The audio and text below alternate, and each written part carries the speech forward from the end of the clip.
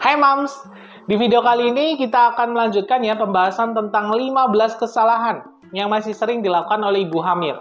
Buat kalian yang terlewat di bagian pertama video yang membahas tentang 15 kesalahan tersebut yang masih sering dilakukan oleh ibu hamil, boleh cek di video part ke-1 ini ya, yang bagian pertama.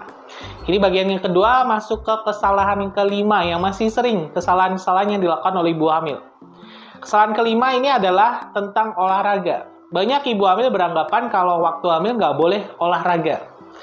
Ini adalah hal yang salah, yang perlu kita luruskan.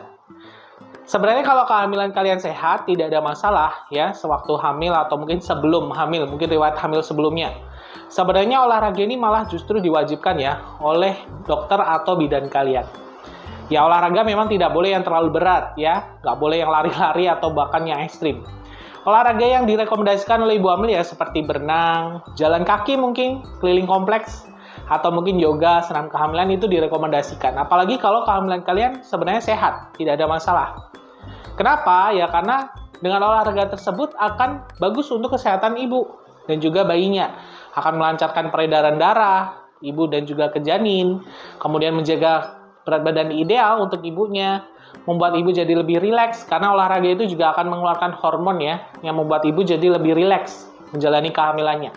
Membuat otot-otot juga jadi nggak gampang kaku atau bahkan nyeri, jadi lebih lentur. Dan nanti ketika kehamilannya sudah semakin besar, olahraga seperti yoga, senam hamil atau mungkin berenang, jalan kaki itu juga akan membantu banyak hal seperti memperbaiki posisi bayinya supaya dia mau turun, supaya kepalanya mau di bawah.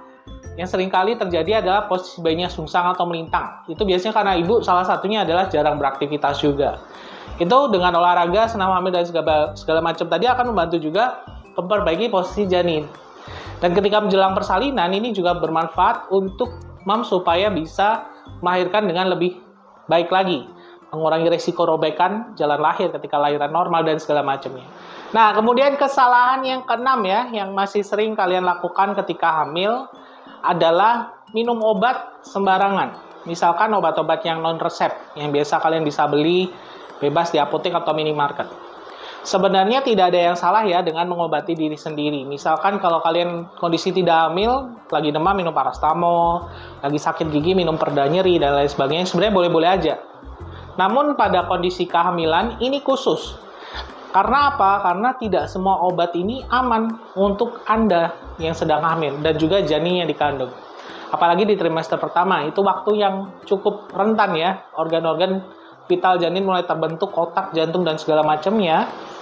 Ketika kalian tidak waspada dalam mengkonsumsi obat-obatan, misal karena kayak nggak tahu ya, misalkan sakit apa, minum antibiotik, atau apapun itu yang sebenarnya juga itu harus pengawasan dokter, akan juga sedikit banyak berdampak pada janin. Jadi kalau bisa, untuk Anda yang lagi hamil, sakit, sebaiknya konsultasikan ke dokter atau ke bidan kalian dulu. Kira-kira obat ini bisa nggak ya dikonsumsi untuk ibu hamil atau enggak, terutama di trimester pertama. Jadi tidak semua obat aman, tidak boleh mengobati diri sendiri. Kecuali ya kalau misalkan lagi demam, paracetamol. Paracetamol ada obat yang relatif aman lah ya, untuk kalian yang lagi demam, mungkin lagi nyeri-nyeri, sakit kepala, paracetamol dulu. Itu boleh ya, aman. Sudah terbukti aman. Namun untuk obat-obat yang lain, sebaiknya kalian harus konsultasikan dulu ke bidan atau ke dokter kalian. Supaya kalian nggak salah konsumsi, yang nantinya malah justru berdampak pada kehamilan kalian. Nah, informasi tambahan untuk kalian yang saat ini sedang program hamil, sedang berusaha untuk bisa garis 2, salah satu hal yang harus kalian lakukan adalah persiapan promil yang benar-benar matang. Artinya kalian harus mempersiapkan segala sesuatunya, suami dan istri, terutama secara fisik. Nah, salah satu persiapan yang bisa kalian lakukan adalah mengkonsumsi vitamin. Vitamin seperti asam folat, yang itu memang direkomendasikan, bahkan sebelum hamil kalian harus sudah mulai konsumsi. Dan juga suplemen-suplemen lain yang menunjang untuk program hamil kalian supaya lebih berhasil, seperti Benamil. Jadi Benamil ini adalah kapsul berbahan dasar herbal yang manfaatnya adalah membantu memperbesar peluang promil kalian. Karena manfaat lainnya adalah meningkatkan kesuburan yang bisa dikonsumsi untuk para wanita. Jadi Benamil ini fungsinya adalah supaya untuk para wanita yang sedang mempersiapkan kehamilan, peluang untuk dia bisa hamil lebih besar. Nah, selain istri, tentunya suami juga harus dipersiapkan juga ya. Suami juga bisa mengkonsumsi suplemen-suplemen yang meningkatkan stamina dan juga kesuburan, kualitas sel sperma, dan lain sebagainya, seperti Herbamen ini. Jadi Herbamen ini juga kapsul berbahan dasar herbal, salah satunya ada ekstrak ginseng Korea, yang fungsinya baik sekali untuk meningkatkan kualitas sel sperma, meningkatkan stamina, mencegah ejakulasi dini, apalagi untuk kalian yang sedang promil, ini juga sangat penting. Jadi, persiapan harus kalian lakukan jauh-jauh hari sebelum kalian memutuskan untuk pengen hamil ya, minimal 3 bulan sebelumnya. Dengan wanita mengkonsumsi Benamil dan pria mengkonsumsi Herbamen ini akan meningkatkan peluang keberhasilan promil kalian ya. Untuk kalian yang ingin promil dengan Benamil dan juga Herbamen, linknya nanti saya cantumkan di kolom deskripsi. Nah, kemudian kesalahan yang ketujuh adalah mom sering menunda-nunda untuk melakukan USG kehamilan. Ya mungkin karena tempat tinggalnya fasilitas USG masih terbatas, ya bisa lah ya ditolerir. Tapi kalau bisa memang kita usahakan moms untuk rutin melakukan USG. Bahkan Kemenkes menyarankan USG itu minimal 4 kali ya, itu minimal. Artinya kalau lebih dari itu ya lebih baik lagi. Artinya USG 4 kali itu di trimester pertama sekali, kemudian nanti trimester kedua sekali, kemudian di trimester kedua nanti 2 kali ya, sebelum 36 dan sesudah 36 minggu. Kenapa? Karena USG ini adalah salah satu pemeriksaan modern yang kita bisa lakukan dan fungsinya sangat banyak. Tidak hanya mendeteksi pertumbuhan dan perkembangan janin, tapi juga kondisi-kondisi lain yang berhubungan dengan janin dan juga ibunya. Makanya dengan USG ini sangat penting. Kadang-kadang adalah penundaan USG ini dilakukan waktu pertama tahu hamil atau bahkan nanti aja setelah mau lahiran. Dan selama hamil jarang USG, itu sebenarnya juga salah. Ya, karena kelainan-kelainan yang mungkin aja bisa terdeteksi lebih dini akan bisa diketahui melalui USG.